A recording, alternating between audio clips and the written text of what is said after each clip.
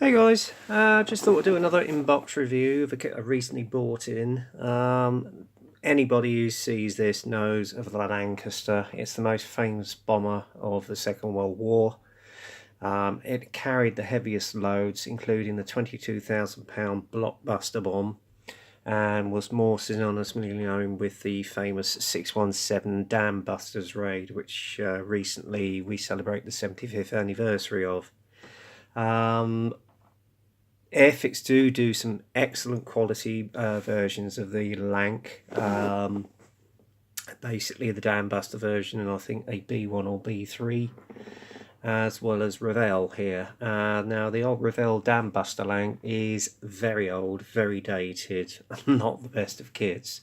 However, when they reissued the Lancaster in this version, which was about 3 or 4 years ago, it got rave reviews actually, and is on an equal par with the Airfix kits. When I got this in, actually had a look at the kit itself, and I have to say the detail on this is superb.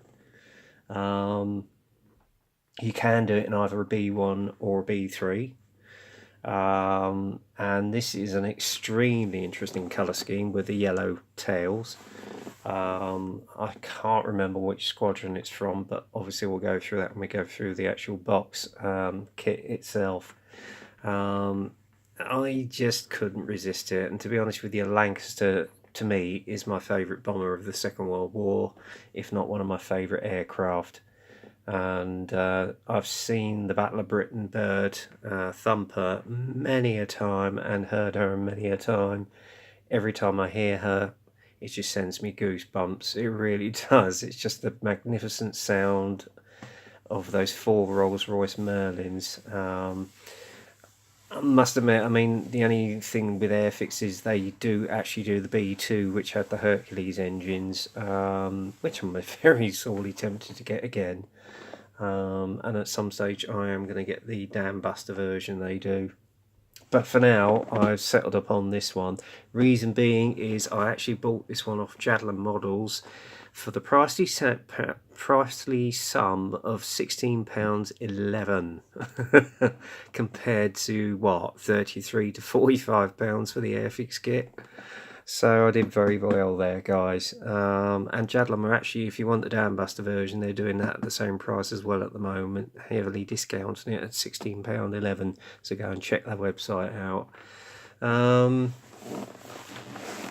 Anyway, as we all know, it is the most famous bomber of the Second World War, which was actually developed from its earlier sister, the Avro Manchester, which was underpowered, not very reliable, with the Rolls-Royce Vulture engines. So Roy Chadwick decided on building the Manchester 2, which would feature the more numerous Merlin engine with 4 engines, and from then on in it was named the Lancaster, and gave sterling service with the Royal Air Force from I think 1942 until the last aircraft, which was retired in 1956. And there are only at the present 2 flying aircraft in the world, one which we've got at the Battle of Britain Memorial flight, and the other in Canada. And I think it was about 3 or 4 years ago, but the aircraft from Canada came over and they did an air show circuit with the 2 of them. Sadly, I never got to see that or hear it, and I would have loved to have heard the sound of just 8 Rolls-Royce Merlin engines and the sight of 2 Lancasters together in the air. However, maybe one day that might come again soon. Because there is one that actually has taxi runs at East Kirby Airfield called Just Jane, and they are looking to get her airborne in about 2 or 3 years, possibly. I really look forward to that day to see a second home-based Lancaster in the air. So there we go. Anyway, without further ado, and with all the praise I'm giving to this aircraft, we'll get on with the inbox review. As you can see here is a typical beautiful box art of a Lancaster on a typical raid, and funnily enough, in the background there you've got a Messerschmitt Me262 They were about, but in the night fighter version, I think towards the end of the war. So there you go. I think this is on a 1945 latter raid, but we shall see. The kit number, if you want to get hold of one, is 04300. Okay. And on the side, you've got illustrations of the kit itself, including the beautifully detailed interior and the engine bay and undercarriage bay. And then obviously you've got the famous bomb load with the 1,000-pound cookie in the middle. And there we go. And obviously all the other products you can get from the Revell range there, featured on the back of the box, and the box art illustration on the side. Okay, right. Typically a Revell, the box is side opening. Obviously this is in 1/72 scale. One full bag of the kit. Okay, resealable, which is good. And you've got 1, 2, 3, 4, 5, 6, 7, 8 sprues. Okay. First off, we'll go through the instruction sheet as I normally do. And again,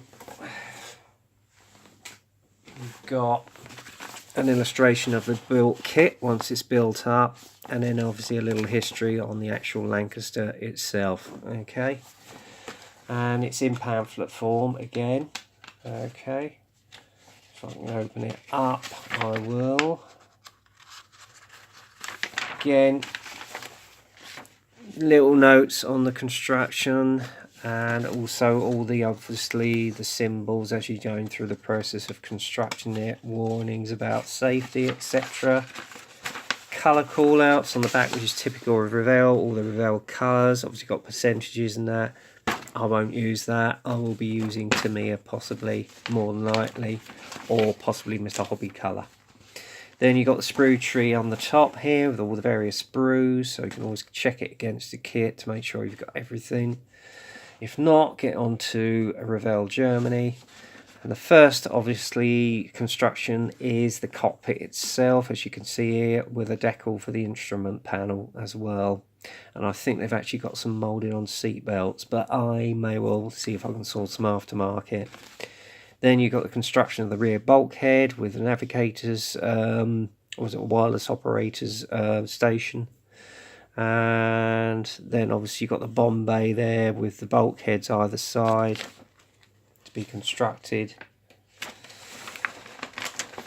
And then on the inside, you've got the main wing spar at the back of the crew compartment, which you can see here. And it's telling you it's got 43 bombs underneath into the bomb bay. And then obviously on the back here, it's telling you to take off various pinpoints, obviously for whichever version you're going to do, the B1 or the B3. And then the colour call out here for the interior, and adding the interior wind screens, or alternately what you could do is micro crystal clear or clear fix if you should so wish.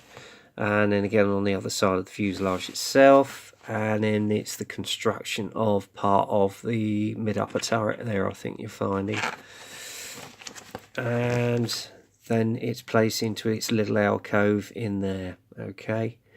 Then you basically put the two fuselage halves together along with the rear spar for the rear tailplane and the main interior. Button that up along with the turret, the interior construction of the mid-upper turret. In construction of the two wings halves, two tailplane halves, and if you so wish, there's a little engine detail included in this kit as well, which you can see. And then obviously you fit the main tailplanes and the wings to the main fuselage. More detail on the construction of the engine if you want one exposed, as you can see here with the Rolls-Royce Merlin. Then you've got the actual main firewall, as well as the engine casing, which you can see there. Interior detail, which goes into the undercarriage bay, and obviously the rear bulkhead and side units of the undercarriage go in afterwards. and then obviously the engine firewall goes on. And then obviously you've got the construction, if you so wish, to display the engine, along with the actual mainframe for it and the firewall, and then it's showing you how it should be positioned. Okay, then you fit it into the main, you get the two halves of the engine cover going on, along with the radiator grille, and then the propeller hub. Put that in, two halves go together. Then you put it onto where the actual firewall of the undercarriage bay is as well, onto the wing. And then obviously if you want to cover the engine up, you just put the radiator grille on, air inlets as you can see, and then obviously the mufflers to go over the exhaust, or the exhaust shrouds that go over the exhaust stacks. Okay, and then there's another construction of the other engines which you can see there again. Okay, they then go onto the lower part of the wing. And then it's the construction of the actual main undercarriage legs, as you can see there. Two wheel halves go together, wheel goes in, and then obviously you've got the push rods on the undercarriage. Get them all in, spaced. Alternately, you can have the wheel undercarriage bays up. If you don't, you just cut through the middle, and then obviously sand and put into place, as you can see there. And again, this is the alternative if you want the undercarriage bay doors closed. Then obviously you've got the construction of the actual HE bombs, then the cookie which goes into the main bomb bay, along with the actual I forgot what they call these, it's gone, sorry guys. Then obviously you've got the lower floor, and then it's showing you the actual layout of the actual payload, which you can have either as that or that or that. Okay, it's entirely up to you. And then cut off either half of the bomb bay doors, if you so want the bomb bay open, which I'm probably going to have. Place them into the bomb bay, or alternately you can just have them closed up. Then you place the tail units together, and then the main tail wheel and the construction of that. Then on the front of the fuselage you put all the bomb aimers glass position in, and all the glazings. And then obviously you've got the front turret, the construction of the front turret, which you can see here, which seems quite detailed. That then goes in. And then obviously you've got the actual canopy which goes onto the crew section, as you can see here. And then obviously you've got this part. I don't know what they call that, but anyway, probably somebody can leave me a comment in the comments column.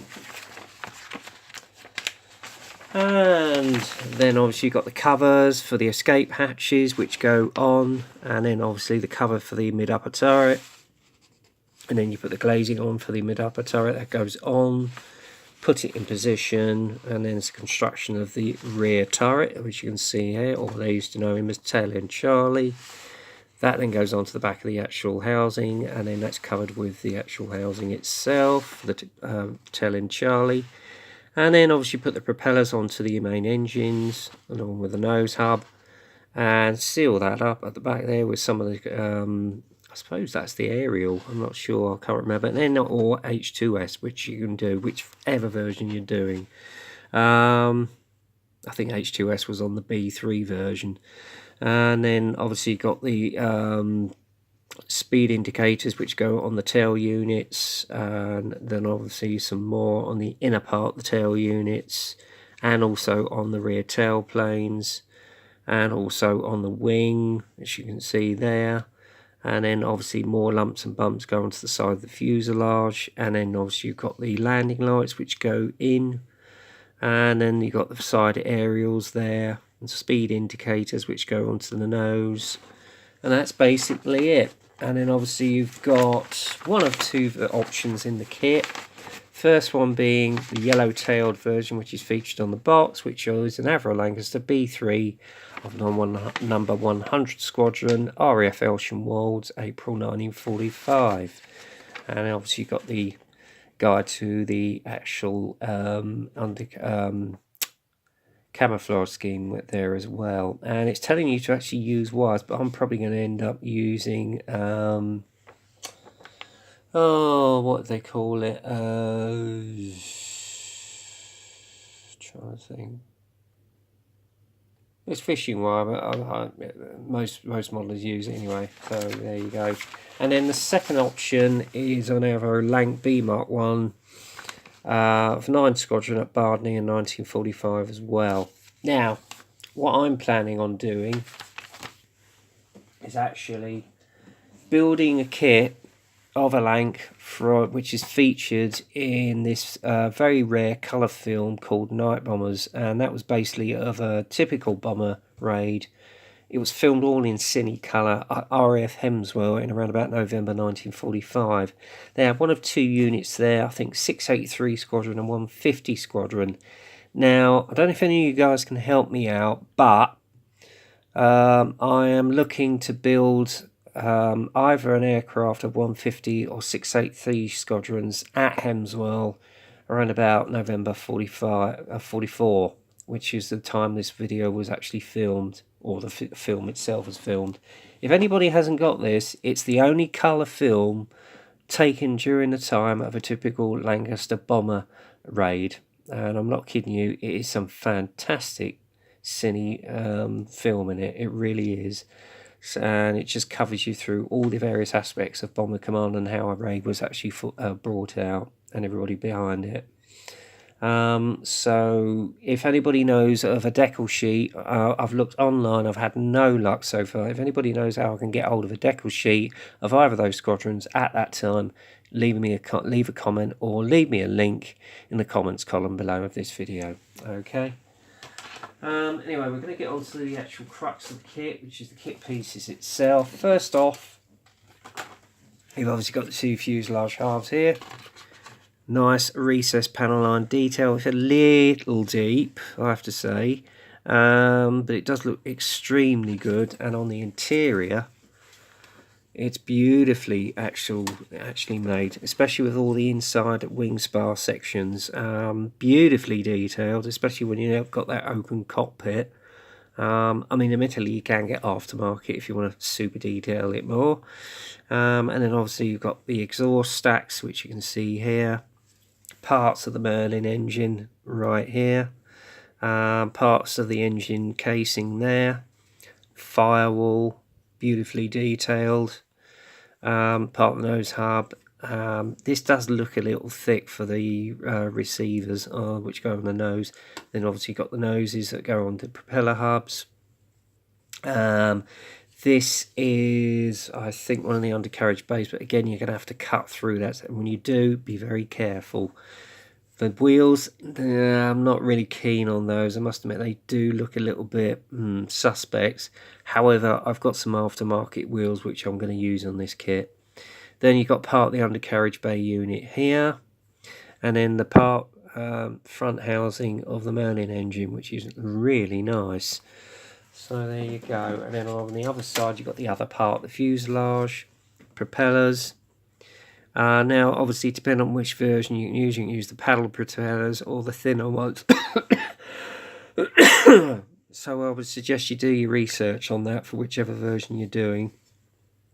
And then you've got the internal spars for the undercarriage bay, which you can see here. Very nicely detailed. Bomb racks, which you can see here as well as the bombs. And then obviously you've got the main bomb rack for the cookie, which you can see there. Some of the wing fairings which go on the kit, and part of the undercarriage bay there, or housing. So really nicely done there. Seat, I'm not really keen on, but you can get aftermarket again, which I may well do. Then we're going to get the other bag open.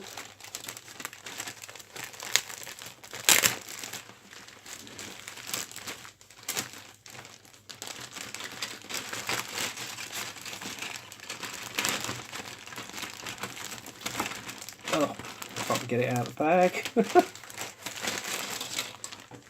There we go.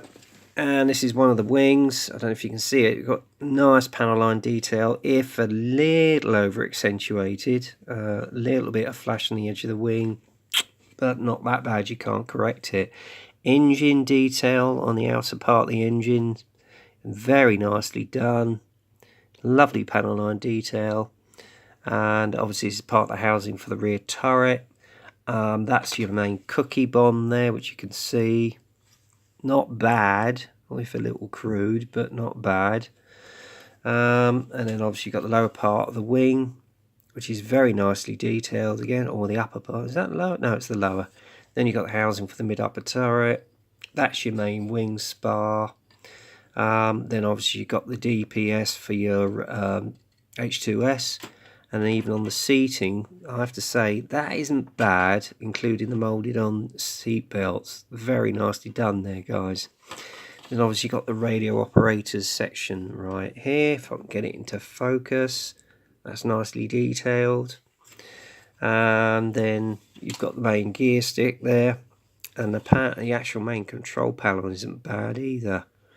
But I've actually ordered some aftermarket etched brass sets, so I'm going to use them instead because they're pre-painted. I know it's cheating, but hey. So that's nicely covered. And then obviously on the other side you've got... Come on. Even the undercarriage bay inside is nicely caught. And then obviously you've got the tail planes right here. Again, nice panel line detail on there. And then you've got the housing for the mid-upper. And then the frontal nose one.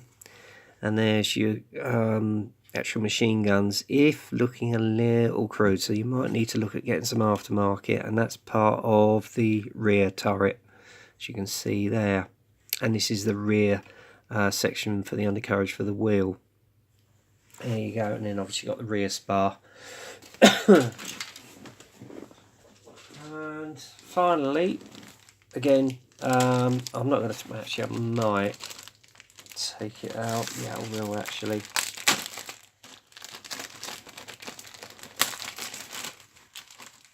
Yeah, let's have a look.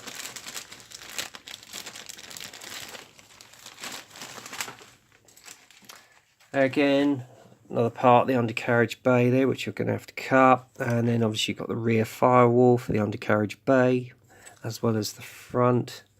Again, part of the undercarriage structure, the engine structure there. Again, part of the engine detail, the undercarriage bay. You can have another engine open if you want, and this is the main engine. And then obviously you've got your air grills, which go in there for your radiator grills. Again, I can think you can probably get some aftermarket if you want to really detail that up. So I may look into that. And that is basically that. Now let's have a look at the clear parts. Get them out.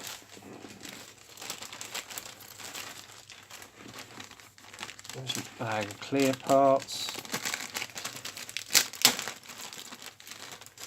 Beautifully clear, as you can see here. Nice detail. Again, I'm going to get a masking set as opposed to trying to do it myself. And then obviously you got the rear part of the cockpit. It's obviously depending on which version you want to do, a B1 or a B3. There's your front glazing for your front turret, and then you've got your H2S, which you got here, escape hatches. And interestingly, with the rear turret, this is in a glazed position as well, I think, because you can leave these possibly clear, mask them, and then paint it all black. So if you want it turning, you can, because the only way the actual rear gunner could get out if the aircraft was in trouble, when everybody was told to bail out, was to turn the turret round, open the rear doors, and he'd fall out backwards with his parachute on, free falling. So there you go. But again, even the viewpoint for the bomb bays, nice and crisp and clear, which you can see here. Beautifully done. So there you go. And that basically, guys, is that. That is the full extent of the Lancaster as regards to the plastic parts. Now I'm just going to put everything back because obviously I don't want anything to get damaged. And the final thing, obviously, is your decal sheet. Now, again, with the crew compartment, etc., you've got a decal for the instrument panel, if you want to use that, if you so wish. Even decals for the seat straps. And then obviously you've got all the panel line detail with the stencils, which is nicely done. And even the actual decals are beautifully produced, and I should imagine they'll bed down really well. So there you go. And that is basically Revell's Lancaster B Mk1 III. I have to say, in comparison to the Airfix kit, it's not bad. In fact, I think this came out just before the Airfix retools of their Lancasters. I must admit, I've had them before from Airfix, and I must admit, standard details, particularly on the wheel wells, is a lot better. Although this still stands up alone against it as well if you want a cheaper alternative and you don't want to fork out too much money. The only thing I would suggest is, if you want to get it as good as the Airfix versions, you're going to have to get some aftermarket in, definitely, to make it really look something. Now, as I'm going to get around to building it, I'm not possibly, I'm not promising you, this might possibly be a build for next year, because obviously we'll be coming up to the anniversary of D-Day, and obviously the Lanc had its part in the lead up to the D-Day invasion. Actually, I've got the bags around the right way on this. I don't think I have. I think I've put them all in the wrong bags. Oh well, never mind, I'll sort it out.